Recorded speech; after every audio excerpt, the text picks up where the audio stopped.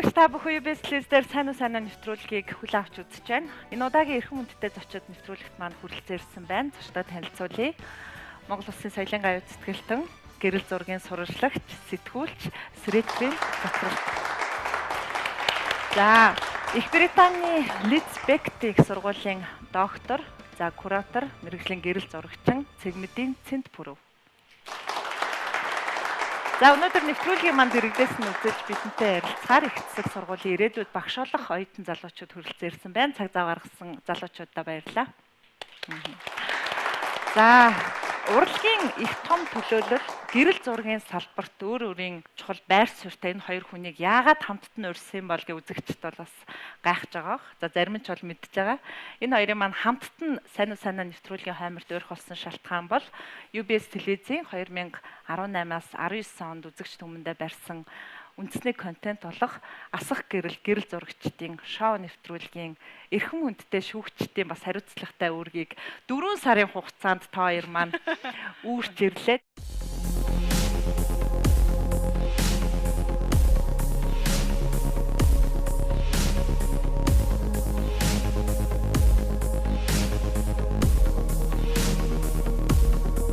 Цаг зав муутай одоо 4 өнөө үлдэх гээд. Тавчуу багтлаа дуурлаа та. Энэ бас удаан хугацаа юм да тий 4 сарын хугацаанд бол ингээд хамаг өөрт байгаа хүчин яриг цаг хугацаа бүх юма зориулаад тэгээд бидний бас шүүмж зөвлөгөө бас сонсоод ингээд сайжраад ингээд явж байгаа яг 4 өсөж байгаа гэрэл зурагч юм бол шалгах гэж би бодож байна. Их сонирхолтой үйл явдал ер нь болж өнгөрсөн тийм.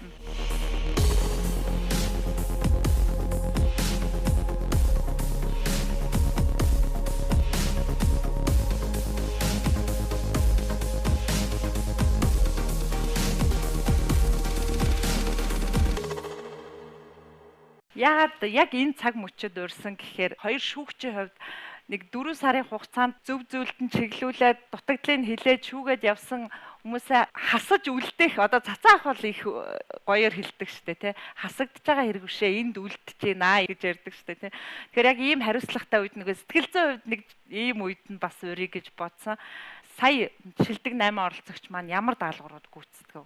Бөөхөн оролдоо нь одоо хамгийн гол нь гэрэл зурагчийн үнээс шуурхай ажил тэгээд уран бүтээлч хүнээс бас зэгцтэй ажил сэтгэлгээний хурц эднийг ил шаардж байгаа ажил л да. Энэ нь нэлээд бас сонирхолтой хөгжилтэй ч юм шиг тэгсэн мөртлөө бас яг сэтгэлгээний цар хүрээг л харах тийм оролдоо байгаа да. Бас надад их таалагдсан юм тэр шинэ аппарат шинэ техник хэрэгслийг ажиллаж байгаа. Тэрвээр бол одоо бас одоо орчин үеийн гэрэл зурагчдад шинэ техник хэрэгсэлтэй маш хурдан богино хугацаанд танилцаад ур чадвар тэгээд бас одоо техникийн мэдлэг ч юм уу тийм шаардлагал гоё сонирхолтой юм байна. Яг энэ даалгавраа өөрөө гүйцэтгэсэн бол ер нь амжилттай давах байсан болов уу? Би одоо туршлагаараа давах гэж байна.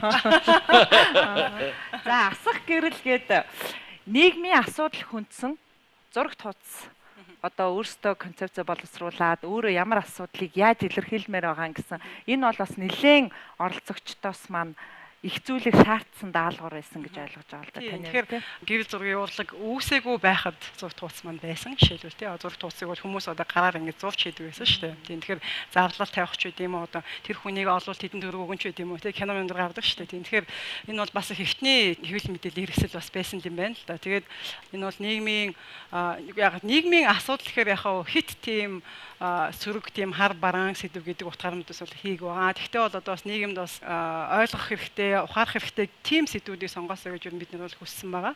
Үр дүн нь бол их холимог байсан миний хувьд байсан. Гэхдээ энэ бас асах гэрлийн оролцогч нарын өгч байгаа аюу тун боломж юм л да. Тэгээд жирийн тохиолдолд бол ингээд нэг постэр хийх гээд явахгүй гэж магадгүй. Нөгөө тэр болгон дээр чинь битүүр чи ингээд бүр ингээд нэлээд тийм дэлгэрэнгүй анализ хийгээд ингээд яваад байгаа учраас нөгөө нэг яаж сайжирч чинь гэдэг зүйлийг л ер нь хайгаад байгаа шүү дээ биднээс. Тэгээд 10 удаа хэлүүлээ сайжрахгүй бол одоо ер нь жоохон хэцүү болох байна. Үлдээгээд явж байгаа тийм. Эсвэл үлдээгээд уушлаарай гэж явах. За хоёр шүүгчийн маань хувьд бидний энэ саналыг үн цэн нь жоохон юу гэж үзэж бидний урилгыг хүлээж авсан бэ? Одоо бас 4 сарын өмнөх цаг хугацаар байхад. Миний хувьд бол би бол их баяртай хүлээж авсан. Тэгээд ер нь бол урлаг гэдэг маань одоо маск гэдэг юм уу, автомунч гэдэг юм уу, одоо олонх маань бас ойлгож хийж бас үнцэнтэй болох шаардлагатай гэдэг. Тийм. Тэгэхээр тодорхой хэмжээнд бас миний бас хийж ирсэн зүйлүүд Англид сурчаад хийж ирсэн одоо нэг 6 жилийн турш хийж ирсэн зүйл бол урлагийг одоо олон нийтэд ойлгуулах илүү ойртуулах. Тэгээд үзэгчтэй бэлдэх тиймэрхүү одоо зүйлүүдийг илүү хийж гисэн. Тэгээд энэ тэр одоо миний зорилгын нэг хэсэг бас байсан гэж би бодож байна. Урлаг гэхээр жишээлбэл юу гэдгийг энийг бол ямар нэгэн байдлаар мөнгөөр үнэлэх боломжгүй хүн болго ингээд татах шиг худалдаж авахгүй гэж магадгүй. Гэхдээ энэ бол ач холбогдолтой. Яагаад гэвэл хүнийг ухааруулж гин ойлгуулж гин хүний сэтгэлийг хүндэж гин тий. Тэгэхээр энэ нөгөө ялгаануудыг ойлгуулахын тулд нөгөө урлагийг бүтээж байгаа хүмүүс тодорхой хэмжээнд төвшин жоохон өсвөрхтэй болно. Тэгээд урлагийг ойлгох гэж үзэж байгаа нөгөө арт түмэн маань одоо олонх маань жишээлбэл энэ тодорхой хэмжээний мэдлэгтэй болно. Тэгэхээр энэ хоёр зорилгыг ингээд нэгдсэн байдлаар ингээд ер нь бол хүргэж чадсан гэж би бодож байгаа. Асах гэрлийг бол. Анх яг энэ асах гэрэл эхэлж байхад бид нар бас нэг яг ингэж ярьж та юуж үзэж байна тэрхэлтэй. Үзэгчтэй бэлтгэх. Гэрэл зургийн тухай ойлголтыг үзэгчдэд хүргэх. Энэний далмаар нь бас одоо шинэ залуучуудыг сурч боловсроход нь бас тус тийм үзүүлэхтэй. Энэ хоёр ажил ингээд зэрэг яваад байгаа. Тэгээд минийхаар бол яг ингээд нэвтрүүлгүүд яваад явах үед ингээд найз нөхөд ингээд санаа оноогоо солилцож байгаа шүү дээ.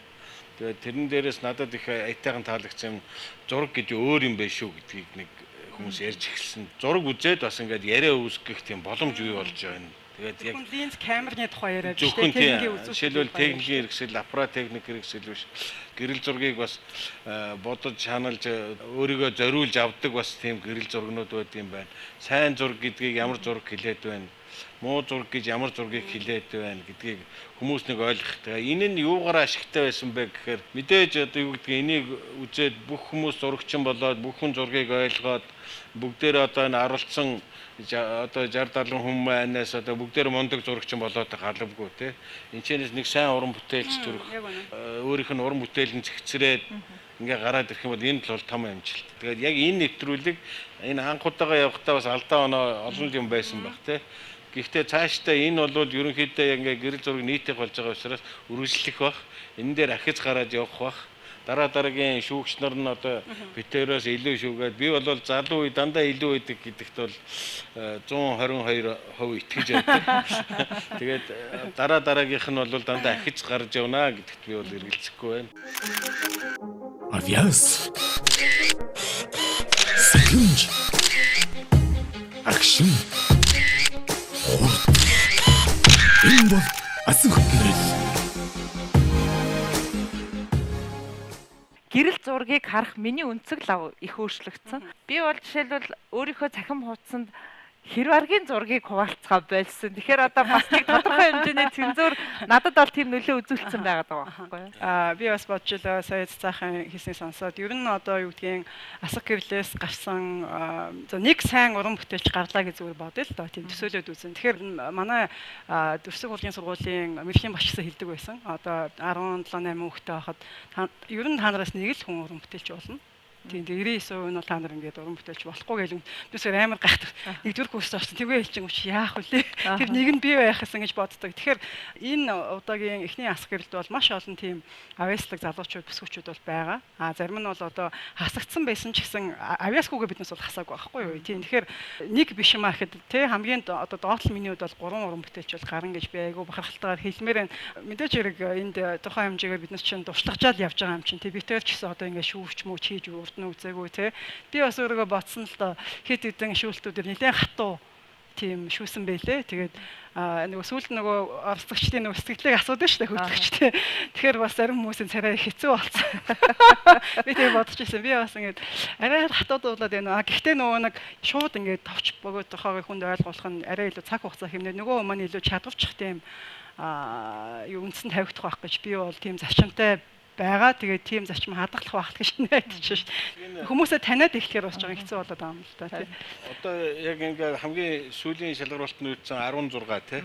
Одоо тэднээсээ жишээлбэл ингээ 8 4 гэж хасагдаад одоо сүүлийн 4 үлдээх гэлээ шүү дээ тий. Эмийг одоо хатуу зөөлөн янз бүрээр хэлсэн муу муухай одоо зурагтаар ч одоо телевизээр ч илдүү юм хэлж болохгүй шүү дээ. Аюу соёлтой.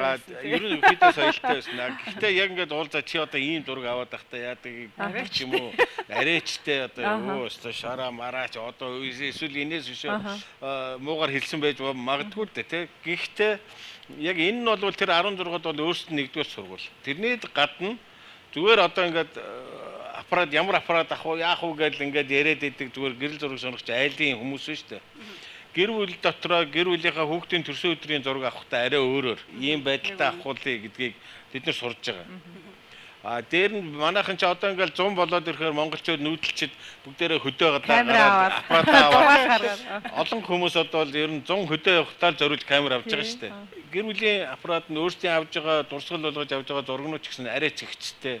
Арай нэг бодож санаж авсан гэрэл сүдрээ харсан, зохиомж харсан ийм юм болох байхгүй. Энэ нөлөө эргээд биднэрт хэрэгтэй байхгүй. Тэгэхээр энд нэмээ хэлэхэд Асгэрл нэвтрүүлгийн туршид бол манай бас маш олон сайхан бүтээлүүд хийсэн байгаа. Яг бид хоёр одоо ингээд заримдаа вау гэж хэлэх үггүй болж исэн. Тэгээд заримдаа ингээд уйлж унжаал тий. Тэгэхээр тийм бол нэлээд одоо миний зүгээр багцаалж байгаа нэг 15 6 маш тийм сайн бүтээлүүд гарсан байгаа. Хаач үзүүлсэн тэр нь одоо Монголд байд юм олон улсад юм үзүүлэхэд ингээд нөр улаахааргүй тийм бүтээлүүд гарсан байгаа.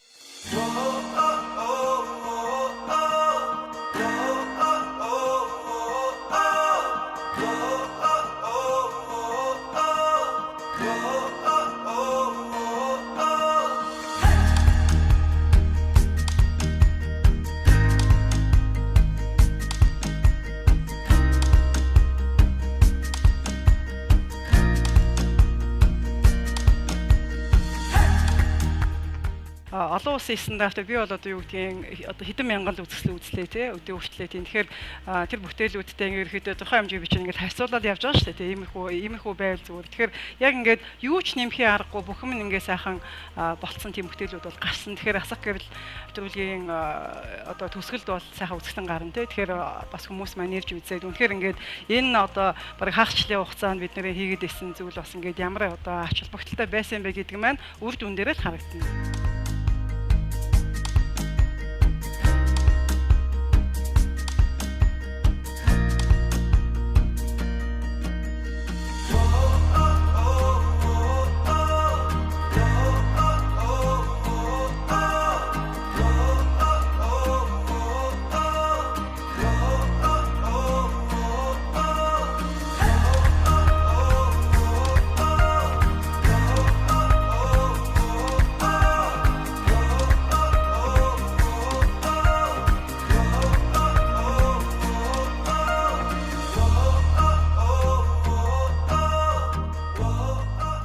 Хоёр зочин маань өнөөдөр бас нэвтрүүлэгт өргөцсөн учраас би хувь хувийнх нь одоо уран бүтээлийнх нь сангаас сонирхъя, уран бүтээлийнх нь гарааж хум яг юунаас эхэлжсэн гэдэг зүйлийг ярмаар байна л да. За Монголын гэрэл зураг гэхээр одоо яа харахгүй энэ хүний фейс бол надад лав тэг төсөөлөгддөг. Тэгэхээр Монголын бас олон хүнд бол тэгж төсөөлөгддөг бах. Тэгэхээр Монгол Улсын соёлын аян зүтгэлтэн цацралт гэж хүн анх бол яг өөрийнх нь үндсэн мэрэгжил бол сэтгүүлч мэрэгжилтэй. Тэгээд одоо гэрэл зургийн сэтгүүлч сурвалжлагч гэдэг нь илүү өөрийнх нь имиж болчихчих те. Тэгээд хэвлэл мэдээллийн салбар руу өөрөө орох те. Тэр анхны гараа нь юу н яаж эхэлж ирсэн юм бэ? Ер нь бол сурвалжлагч болно гэж бүр сурагч байхасаа л бодсон л та. Тэгээд миний үед бол дунд сургуулийн хүүхд болгон зураг авдаг. Гэртээ улаан гэрэлтэй, өөртөө өсгөгчтэй социализмын үе шүү дээ. Тэр үед бүгдээрээ л тийм байсан. Нэг харанхуй өрөөнд юм харахууранд бүгдээрээ ангийнхнаа зургийг аваад манай ах нар бол бас одоо яг бүгдээрээ л яг тэгж өссөн. Тэгээд нэг би сургууль төгсөж ирээд залуучдын сонд тэр үе чинь одоо гэрэл зургийн сурвалжлагаа бичээд зураг авах бол жоохон баг байсан. Залуучдын сонд байхдаа энэ зураг нэг агшин гэж болно нэ гэдэг. Тэгээ байж тэгээ нэг жилийн дараа үнэн сонинд ажилд авъя гэд. Үнэн сонины газар чинь нөгөө өдөр тутмын сонин болохоор өдөр тутмын сонин ажил ихтэй. Эхлээл үнэн сонинд ажилд орох юм бол нэгдүгээр нүүрийн зураг авах залуу гэрэл зургийн сурвалжлагчд бол бараг олдохгүй шүү дээ. Олдохгүй юу? Тэр чинь томцуул авна шүү дээ. Бас яг миний одоо яг гэрэл зургийн сурвалжлагчаар ажилласан энэ үе бол Монголын өөрийнхөө нийгмийн хувьд бол асар тийм сонирхолтой үе байхгүй. Та ялангуяа би бол яг тэрүүгээр айгүй азтай гэж бодд юм уу та.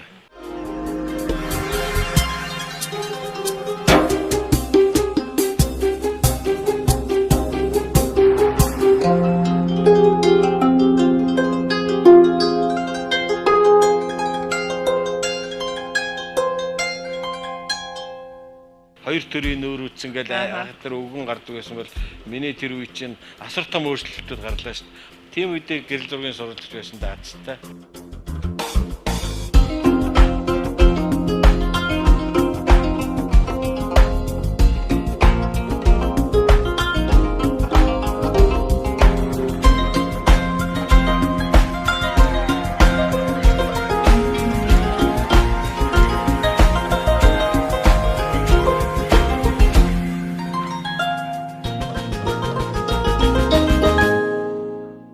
Хүмүүс одоо намайг цацралт гэхээр эмэгтэй л хүн гэж боддог. Тэгээд үнэн зөвнөөс цацралт гэдэг сурвалжлагч очихоор тэрх маягтаа доо. Нэг юм уу? Эмэгтэй хүн гэж очих ийм хүн байсан юм. Тань тэгээд сэтгүүл зүйн бүтээлийг үгээр илэрхийлэх нь гоё уу, амархан уу, гэрэл зургаар илэрхийлэх нь хэлбэр үү? Ер нь бол аль нь илүү дуртай юм да? ер нь мэдээж гэрэл зурагтай л. Гэрэл зураг нь бол илүү юм бичих залхуутай байж шүү дээ. Би ер нь сонгодог залхуу хүн учраас зураг авах нь их амар санагдсан байна. Ингэж мянган үгэтснээс ингээл нэг кадрт гаргацсан илүү хэлбэр шүү дээ.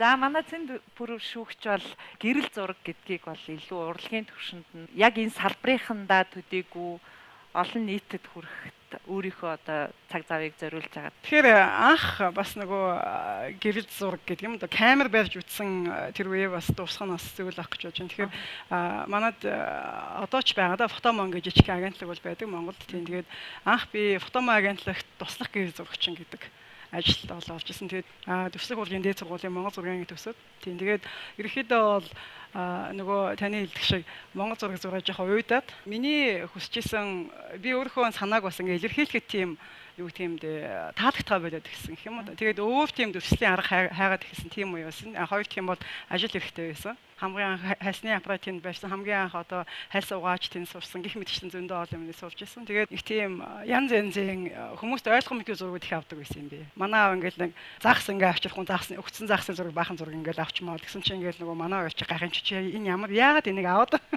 би бас өөрөө тэргээ сайн ойлгохгүй байгаа байхгүй юу. Нэг сонин харагцсан юм аа ингээл аваад яваад байхгүй юу би. Тэнгүүд ингээд нэг хог могны зураг аваад ч үгүй юм уу те хашааны нэг булан мулаа авч маад ч юм уу тэгээд ихсэн.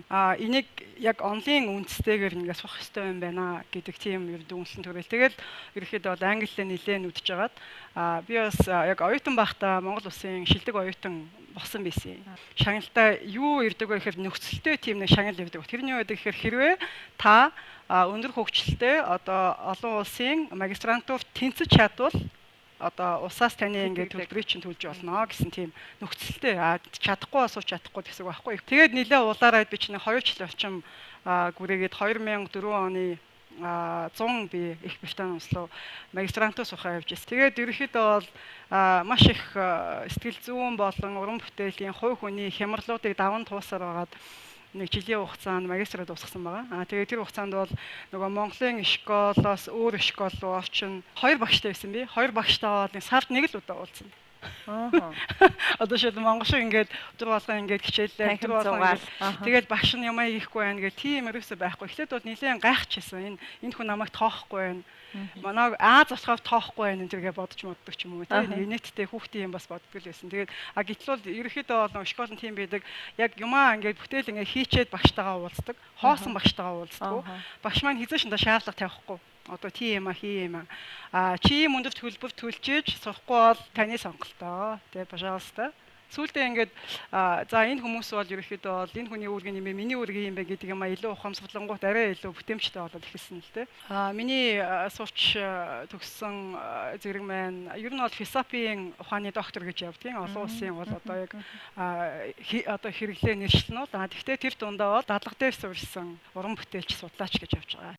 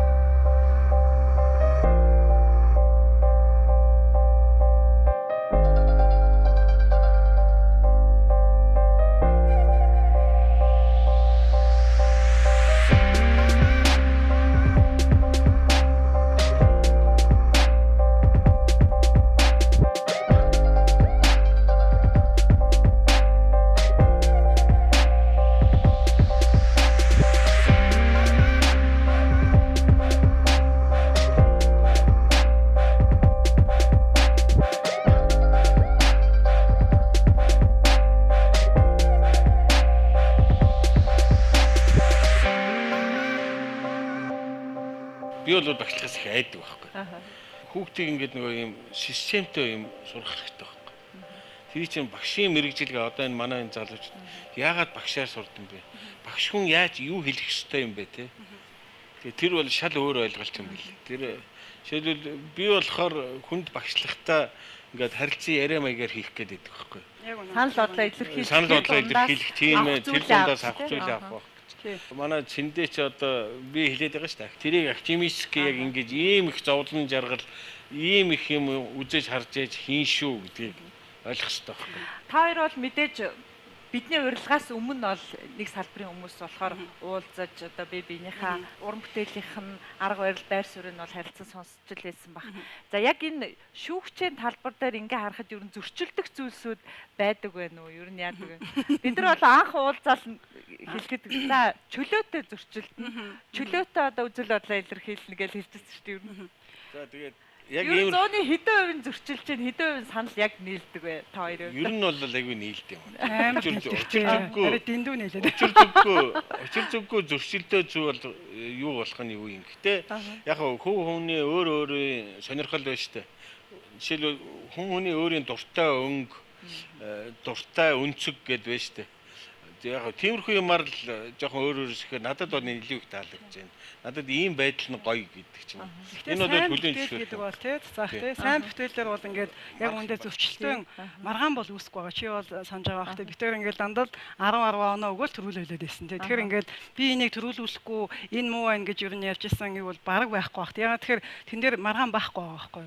Битээрийн хувьд бол маргаан бас нэг иймэрхүү уран бүтээлийн юм дээр чинь очир зүггүй хүн дарах эсвэл учир зүггүй өргөх айгу утгагүй шүү дээ. Боломжгүй зураг илүү шудраг гэж байгаа шүү дээ. Тэр хүмүүс харагдаж байгаа юм дээр чинь одоо энэ ер нь гайгүй царайдаг эмхтэй байгаа би төрүүлүүлчихье гэж бодох бас тийм. Жишээлбэл энэ одоо ийм энэ надад одоо юу гэдэг одоогийн манайхны юугаар бол юу гэдэг мөнгө төгрөг өгдөг ч юм уу те. Одоо айхтар юм шийдв. Бид нар чи юм элдв тийм шийдэх гээд байгаагүй.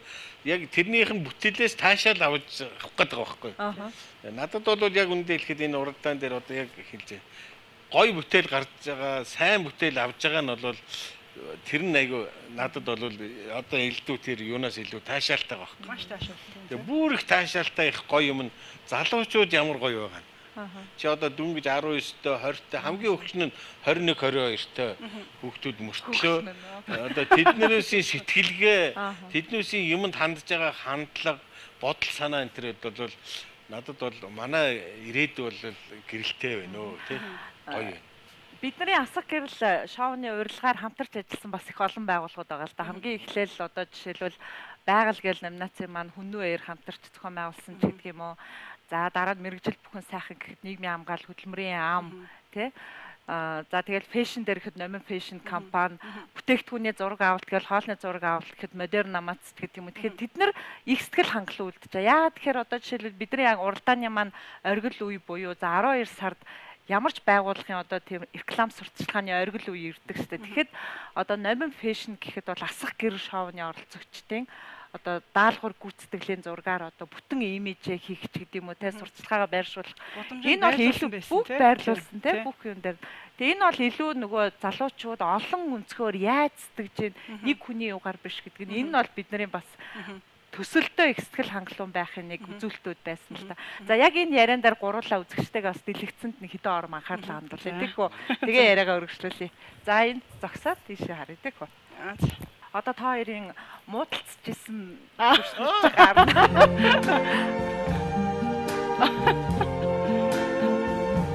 I see trees of green, red roses too. I see them bloom for me and you, and I think to myself, what a wonderful world.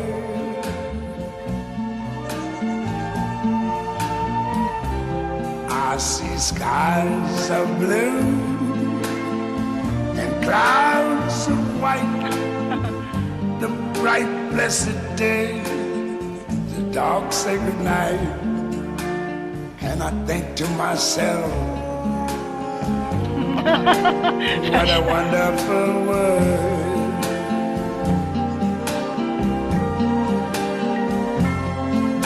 The colors of the rainbow, so pretty in the sky, are also on the faces of people going by. I see friends shaking hands, saying how do you do. They're really saying I love you. I hear babies cry, I watch them grow. They learn much more than I never knew. And I think to myself, what a wonderful world.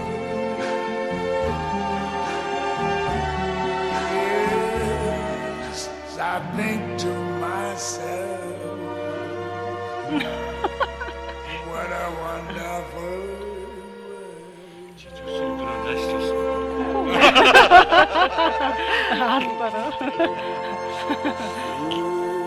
За, тэднээс судалсан орж байна. Бид ийм сайхан түүхийг хамтдаа бичсэн байна.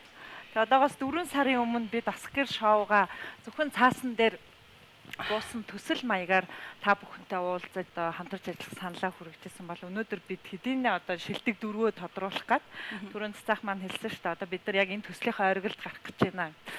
Тэгээ энэ үе бол нэг тийм уйтгартай ч юм шиг нэг тийм үе байна л да. Тэгээ нэг гоё түүхээ бичсэн хүн бол оролцсон хүн болгоны амьдралд нэг тийм сайхан цаг хугацаа. Одоо 16 шилдэг оролцогч маань гэхдээ хамтдаа нэг фэйсбүүкийн групптэй тий тэд нар маань нэг л тийм гоё нөхөрлөлийн зүйл эхэлсэн.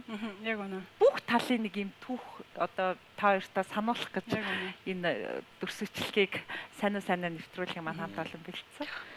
Оролцогчд маань бас тийм баг зарим нь бол насан туршийн найзууд нөхдүүд бол болцсон явж байгаа шүү дээ. Тэгэхээр Твитлаасаа бол үнэхээр гоё үйл явц боллоо гэж би бодож байна. Тэгээд яг том зорилгоо бодох юм бол манай гэр зургийн салбарт ажиллаж байгаа уран бүтээлч тэр хүмүүсийн манд хөдөлмөр тэр хүмүүсийн манд нэр хүндийг те ажлыг нь бас одоо юу гэдгийг энэ одоо оюуны одоо юу гэдгийг энэ бол зүгээр нэг ингээд камерлаа ингээд чиглүүлээд авдаг зүйл биш ээ. Энэ бол оюуны бүтээл оюуны хөдөлмөр юм а гэдэг тийм акцентыг бол их сайн өгч чадсан гэж би бодоод байгаа. Тэгэхээр зүгээр харагдаж байгаа байдал нь бол ихэнх манай гэр зурагч маань даруухан талтай те одоо жишээлбэл цацаа авахад бас л их даруухан хүн байлаа шүү дээ.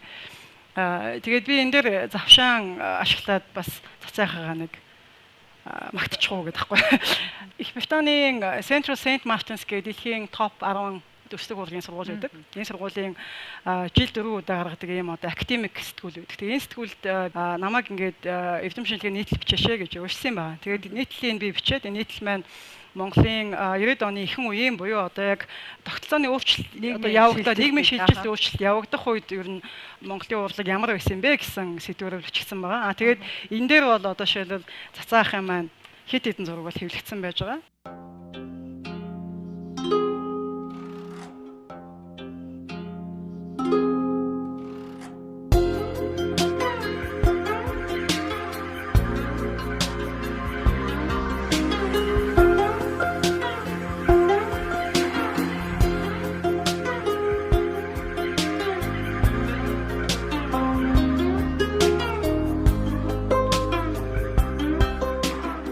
Ер нь гэр зурагчны шансааг бол маш олон янзаар бол ер нь тодорхойлдог. Тэрний бол нэг нь бол одоо олон улсын нэр хүндтэй мэргэжлийн сэтгүүлд одоо зураг нь бүтээл нь хэвлэгдэх гэдэг бол бас тийм хүн болгонд олдог тийм гол үзүүлэлт бол байдаг. Тэгэхээр би бол цаашдаа маш олон одоо олон тооны сайн сайхан бүтээлүүд бас олон улсын давцсандаас гарч ирээсэй гэж бодож байна. Эхнээсээ бол ингээд олон улсын давцсан гараад ивж байгаа уран бүтээлч гарч ирж байгаа тийм. Тэгэхээр ямар нэгэн байдлаар тэр амжилт нь бол шууд бус замаар энэ цацаахын бас залуучуудад дэмждэг тийм бас хандлагат зөвлөгөөгөө суугаад байдаг хүн юм шиг байлаа шүү дээ ерөөхдөө. Айгуу зөөлнө. Тэгээд харилцаа. Гэхдээ яав тэр нөгөө нэг зөвлөгөөнүүд тэр олон 100 цагийн зөвлөгөөнүүд чинь ингээд хүнд ингээд нөгөө тухайн залуу уран бүтээлчд ингээд бас ингээд юм ингээд одоо юу гэдгийг буулгаад ингээд юм санагдуулаад ингээд уран бүтээлд боддог хүнд бол яг үнэн тийм. Тэгэхээр боддог хүнтэй илүү уулзж байгаа. За цацаахын хувьд бас саяны хэсэгхэн дүрсэлжлэгийг үзэхэд. Тэгээ саяны 4 сар хүрэхгүй хугацаанд ингээд биднэрт юм яллаа. Тэгээд надад бас нэг манай нэг Баясал гээд хинтигийн залуу хэлж ирсэн. Тэр залуугийн нэг хэлсэн юм их гоё санагдсан. Миний ингээд нэг хийж байгаа юм бүтээл нэг юм хурдалд ороод ирсэн юм аа. Тэгээд би ер нь энд өөрийгөө сориод өөрийгөө нэг юм хөгжүүлэе гэж бодсон. Энэ надад асар том юм нээлээ. Тэгээд одоо сүүлийн саяхны мэдээгээр бол манай студентүүдээ өөрчлөөд нөгөө хийх ажилдаа хандлага нь айгүй өөр болж эхэлсэн. Тэгээд жишээлбэл зарим үе шатнаасаа хасагдсан мөртлөө одоо манай зарим оролцогч нар байгаа шүү дээ.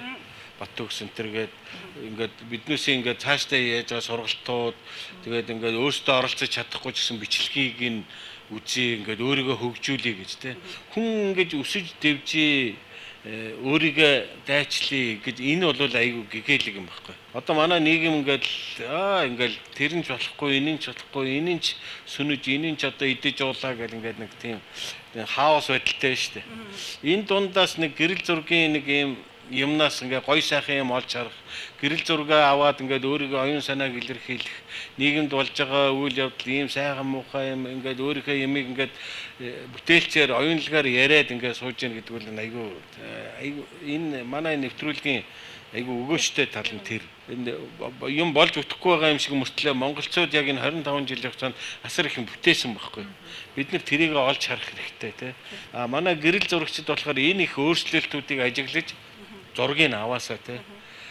Ер нь юмыг ажиглах гэрэл зураг гэдэг бол нөгөө олонхон зүгээр л аппаратаар даргахаасаа илүү гэрэл зургийг тарих зүрхээрээ дамжуулж авдгаа гэдгийг олонхон ойлгосон.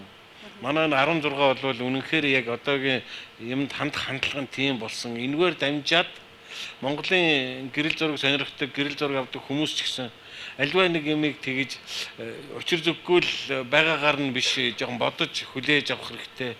Сэтгэл зүрхээ оруулж ойлгох хэрэгтэй гэдгийг жоохон ч гэсэн архиж өгсөн байх гэж байна. Тэрэнд нэг жоохон ч гэсэн хувь нэмэр орсон те.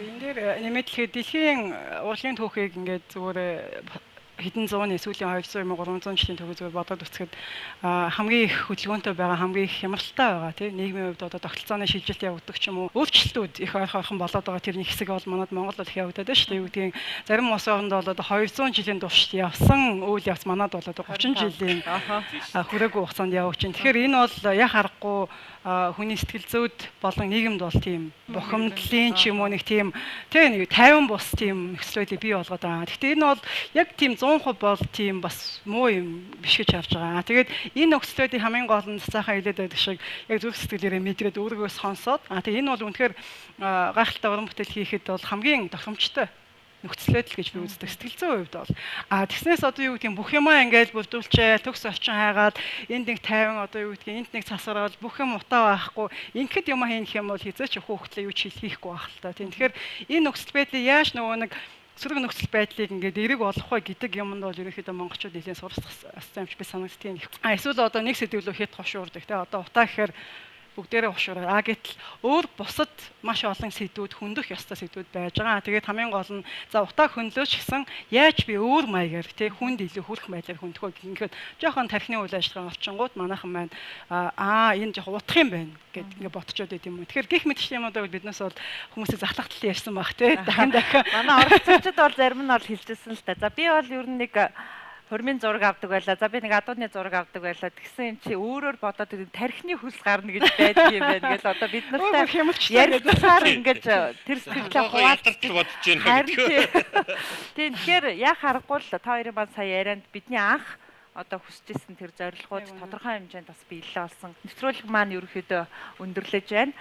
Түрүү оролцогчдын хувьд гэлэхэд яг одоо жишээлбэл шилдэг дөрөв оролцогчоо аваад үлдэх гэж байгаа энэ цаг хугацаанд бол нэр цохож хэлэх бол бас нэр цохож хэлэх бол одоо ямар байдгийг гэхдээ энэ хугацаанд илүү авьяасын хайрлж те одоо илүү одоо бахархал төрж байгаа тийм оролцогчд байвал бас та хоёрыг онцолж яриасаа гэж байна. Би бол эмэгтэй хүн юм. Чи ямар хүн юм бэ? Эрэгтэй хүн. Хоёлаа гендерийн юугаар хуваах уу? Надад бол би гэрэл цэцгийг нэлээ хандлаганд юм дуулганаа л гэж бодож байна. Миний хувьд бол нийтдээ нэг бараг 4 хүн байгаа юм байна л да. Нэг нь бол нэг шүү дээ. Одоо нэг л хэлэх юм уу? За. хэлбэл би одоо За тэгээд окей. За би тэгвэл мөнх хоотыг хэлнэ. Ер нь хандлага нь аюу зөв. Тэг юм хуцтай ерөнхийдөө хандна гэдэг чинь нөгөө хүн чинь бодож ин гэсэн үг байхгүй. Тэгэхээр ер нь тим ямар ч мэргэжлийн тим нөгөө суур өөрөх нэг тим магадгүй хувийн тань характер ч гэж магадгүй. Тим суурьтай байна гэдэг бол ер нь амжилтын үндэс гэж би хардаг. Тэгэхээр мөнх хоотын бүтээлүүд дээр дан ялангуяа мөнх хоотын бүр анхны одоо нөгөө чимээгүй хот бол үнэхээр гайхалтай бүтээл байсан. Одоо хүртэл ингээд баг нүдэн анангууд би ингээд боддог тийм их нөлөө үзүүлсэн ингээд тархинд бичигдсэн гэсэн үг шүү дээ. Тэгээд мөнх хоотын байгаль бас үнэхээр бас гайхалтай тийм бүтээлүүд гарсан байсан. Тэгээд анх финалийн шалралтын үр дүн ямар ч байснаас үл хамааран би бол мөнх хоотыг бол цаашаа үргэлжлүүлээд юмаа хийн байх гэж найдаж байна. Тэгээд надаас хамаарах зүйл хэрвээ байдгийн бол би бол чадхаараа туссан. Тийм тэгэхээр дотооддоо төдөөгүй гадаадаа бас нэрээ бас гаргах тийм потенциал бас байна гэж би харж байгаа. Гэхдээ өөр босод бол одоо ард нь нэлээ ойрхон давхиж байгаа залуучууд бол байгаа шүү тийм. Би бол энэ төслийнхаа хамгийн анхны одоо шилдэг 16 оролцогчийн нэгээр үлдээд өнөөдрийг хүртэл явж байгаа хүмүүсээс энэ төслийн хугацаанд маш их идэвх зүтгэл гаргаж байгаа, маш их хөгжиж байгаа тийм оролцогчд бол их талархалтай хандж байгаа.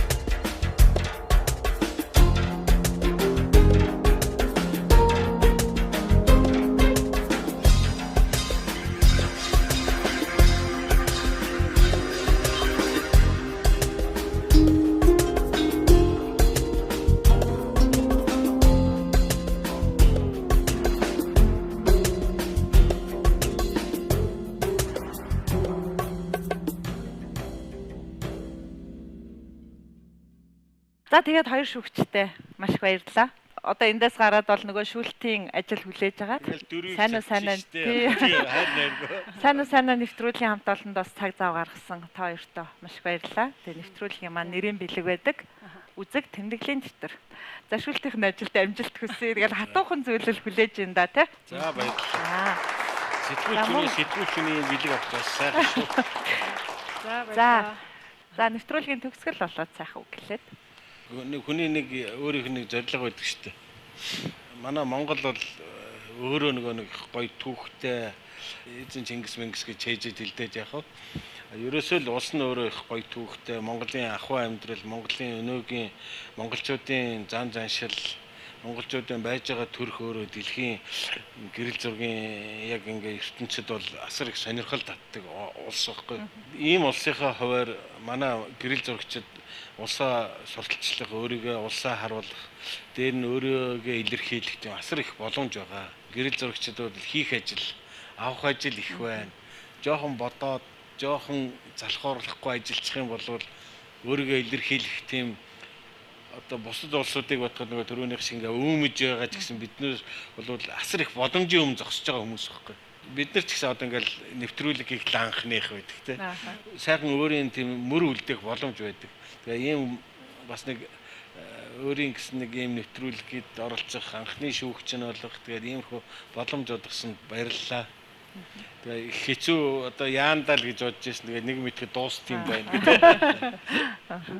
Тэгээд миний хувьд бол захиас махаас гэх юм зөвлөгөө маягийн тий. Тэгэхээр ихэнх тохиолдолд манайхан маань одоо биднээс өвөмж байгаа тий, хямарч байгаа ч гэдэм үү тий, тийм хөдөлгөөнтэй байгаа нийгэмд амьдарч байгаа гэдэг шүү дээ. Тийм тэгэхээр ийм нийгэмд амьдарч байгаа тохиолдолд бас хэтэрхий гадаад ертөнцид гадаад өөрөөс нь гадна талд болж байгаа үйл явдал ч гэдэм үү тий, зүйлүүд нөхцөл байдлыг одоо хэтэрхийх анхаарал хандуулаад дотгошоо хандах нь жоох муу гэдэг юм болоо бага байд юм болоо гэж би боддог. Тийм тэгэхээр уран бүтээлч болох ч байгаа юм бол тухайн хэмжээнд шаардлагатай үед бол дотгошоо хандаж сурах шаардлагатай одоо тийм суур мэдлгүүдийг чадруудыг эзэмших тэгээд мөн одоо чаддаг мэддэг хүмүүсээс зөвлөгөө авсах хэрэгтэй ичид зовхгүй миний бодлоор бол тийм ичхгүйгээр сурахынхаа төлөө зорилгынхаа төлөө тэгээд зүтгээл тэмцэл явах нь бол хамгийн зөв алхах юм да тий утаа мутаатай ч байсан амаахгүй тий мэддэг чаддаг хүнээс хамгийн гол нээлттэй байж зүйлээ сонсох юм бол маш их цаг хугацааг хэмнэн яг үнэ гайхамшигтай. Тэгээд сайнад намайг урьж оролцуулсан баярлалаа. Сайхан байлаа. Цацаахтай баярлалаа. Цаашдаа олон гоё төсвүүдээр ажиллана гэж бодож байна. Тэгээд чамд ажлын амжилт хүсье. За маш их баярлалаа. За тэгэхээр UBS телевизийн 2018-аас 19 оны үзэгчдэд хүргэсэн асах гэрэл зурагчтай шоу нэвтрүүлгийн яа харахгүй ноён нуруунд та хоёр маань байсан шүү. Тэгээд шүүлт нь мэрэгэн байх болтугай. Одоо ердөө бараг нэг 10 хоногийн л ажил үлдэжээ. За баярлалаа. Эрхэм үзэгчдээ сайн уу санаа нэвтрүүлгийн удаагийн дугаар үгээр өндөрлөж байна. Өнөөдөр нэвтрүүлгийн маань эрхэм хүндтэй зочид Монгол Улсын соёлын аяа зүтгэлтэн гэрэл зурагчин Срэтрийн цацралт Их Британий Лидсбект их сургуулийн доктор, куратор, засаг гэрэл шоуны маань эрхэм хүндтэй хоёр шүүгч өнөөдөр та бүхэнтэй ярилцлаа. За ярилцлагын манд иргэдээс нүдсэн их засаг их сургуулийн ирээдүйд багшаалах залуучуудаа маш баярлалаа. За эх 7 хоног шинэ зочинтой эргээд уулзъя. Баяртай үзэгчдээ.